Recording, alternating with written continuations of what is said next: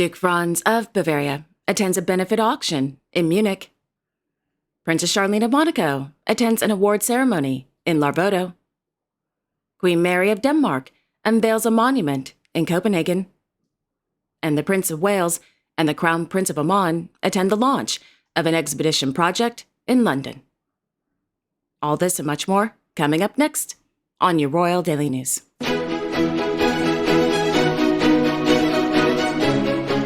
Good afternoon, everyone. I hope you all had a wonderful weekend. My name is Alexandra, and welcome to your Royal Daily News for Monday, November 25th, 2024.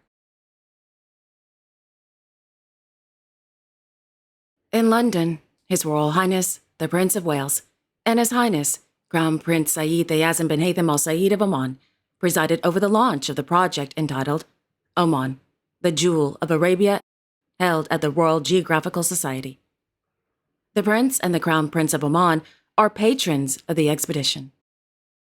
As I mentioned last week, the expedition, led by author and explorer Mr. Mark Evans, is a 30-day journey on foot, camel, and 4x4 that traces the historic route by famed British explorer Bertram Thomas along the coastline of the Sultanate of Oman in 1928.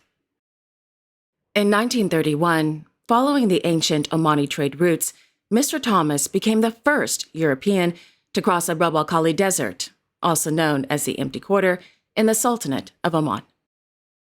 Oman, the Jewel of Arabia expedition, is scheduled to begin in January 2025, starting in Ras Al Had in the Wilayat of Sur, following the coastline to beautiful Salalah in the Dhofar Governorate.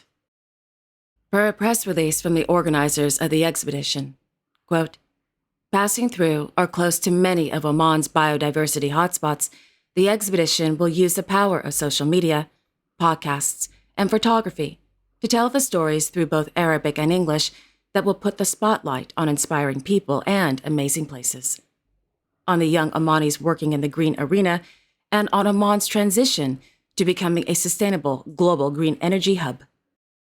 From ancient turtle nesting grounds to internationally recognized migration pit stops for thousands of waiting birds, from Earthshot prize-winning carbon capture innovation to the world's only non-migratory population of humpback whales, from frankincense groves to a future of green hydrogen and amazing raptor restaurants, Oman is awash with stories waiting to be told. Join us around the campfire." End quote. During today's launch, the Prince of Wales, who visited the Sultanate of Oman in 2019, gave a speech stating, quote, "This expedition will not only highlight Oman's rich biodiversity and natural heritage, but it also symbolizes the enduring friendship between our two countries." This was, again, demonstrated by the recent visit to the UK by His Majesty, the Sultan of Oman. End quote. Oman, the Jewel of Arabia expedition, is an initiative of the Ministry of Heritage and Tourism in the Sultanate of Oman in collaboration with the Ministry of Culture, Sports and Youth, and the Ministry of Foreign Affairs through the Embassy of the Sultanate of Oman in the United Kingdom. Okay, one more thing before moving on to the next story. As I've mentioned before, I love Oman. It's one of my favorite countries to visit, and I highly recommend, if you're thinking about it, please visit Oman. It is incredibly special. It's not like the other Gulf countries, Qatar, Bahrain, or UAE. Oman really is the Jewel of Arabia. It's incredibly special. Okay, moving on.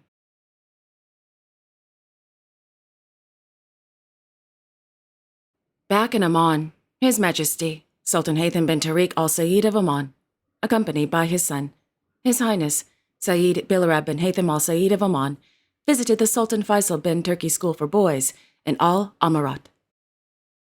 During the visit, the Sultan and His Highness listened to a brief overview about the school from the Minister of Education, Dr. Madina Ahmed Al-Shabani.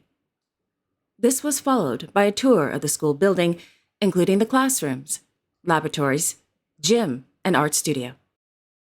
The Royal Court of Oman notes that the visit ended with the Sultan and His Highness viewing an exhibition which, quote, showcased models of programs and activities implemented by the school students in the fields of financial culture, entrepreneurship, vocational and technical education, and the use of artificial intelligence in the educational process. End quote.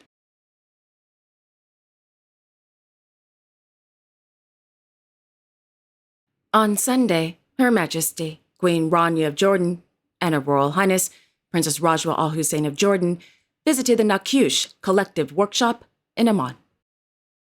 According to the official website of Nakush Collective, quote, through creative traditional designs and delicate hand finish, Nakush Collective was founded in 2009 in Amman, Jordan, by two sisters, Nizreen and Nermeen Abudeh. Taking on their name, Nakush Collective, they started to exhibit unique pieces of art and design. Reflecting the Oriental feel and integrating the beauty of their rich culture, the sisters re-engage with it again through shapes, meanings, and compositions. Nizreen and Nermeen are inspired by both contemporary and traditional Arabic aesthetics, combined with high-quality local craftsmanship. End quote. In her social media post, the Queen wrote, quote, local talent in Jordan is indescribable. Exquisite local designs, handcrafted with love. Had a lovely time with Rajwa at the Nakush Collective Workshop yesterday. End quote.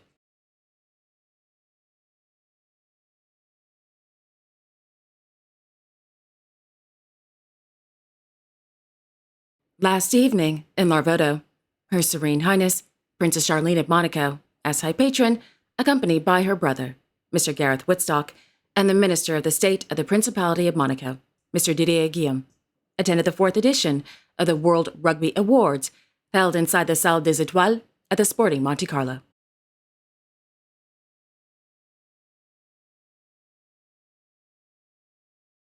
On Sunday, His Majesty, King Harald V of Norway, attended the Women's Football Cup final at the Ullevål Stadium in Oslo.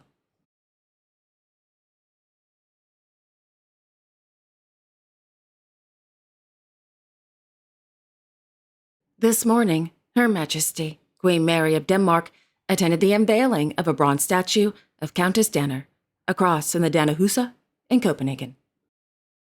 The 4-meter-high statue was created by sculptor Ms. Kirsten Justesen. Born Louise Christine Rasmussen in 1815, out of wedlock, she became a ballet dancer at the Royal Theatre and Denmark's first fashion saleswoman.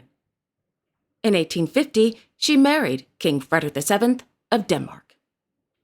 Because she was of unequal rank, Louise was not given the title of Queen Consort. Instead, she received the title of Countess. After the death of King Frederik VII on November 15, 1863, the Countess decided to use her fortune to help vulnerable women and children in need. Quote, in 1873, Countess Danner set up a foundation for poor single women, an orphanage, and built a house for poor wives of the working class. 100 years later, the foundation had run out of money, and the house was almost empty. 300 women occupied the house, renovated it single-handedly, and created a women's and crisis center run by volunteers. Today, Danner is a private organization that creates change for women and children exposed to violence. Countess Danner's legacy remains an important part of the organization's identity. The monument pays tribute to Countess Danner's life and deeds and focuses on her importance for the present.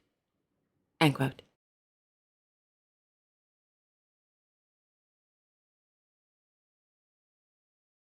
On Sunday, in Limpertsburg, Her Royal Highness, Grand Duchess Maria Theresa of Luxembourg, attended the closing of the 10th edition of the Luxembourg Art Week, the international contemporary art fair held at the Glacis. Established in 2015, Luxembourg Art Week brings together a variety of exhibitors where internationally renowned galleries coexist with artist collectives, artist-run spaces, and regional art centers.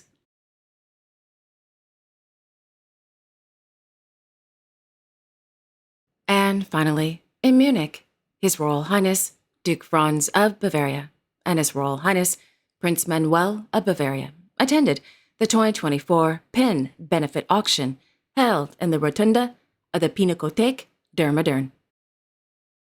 According to a press release, the auction, held under the theme Hands Up for Art, raised over 2.4 million euros for the benefit of the Pinakothek der Moderne, the Museum Brandhorst, and, quote, numerous artists, as well as galleries that can continue to be supported in the future, end quote.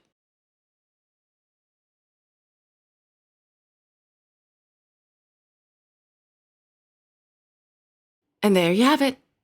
Thank you all so much for joining me this afternoon. I really do appreciate it. Thank you. I will be back tomorrow on Tuesday, November 26th, with all the latest royal news and events. Until then, I sincerely wish each and every one of you, your family, your friends, and your pets, a wonderful afternoon. And don't forget to like, share, and subscribe. Comment below if you'd like, and click on the notification bell so you won't miss a new episode. Have a wonderful afternoon, everyone, and I will see you all tomorrow. Take care.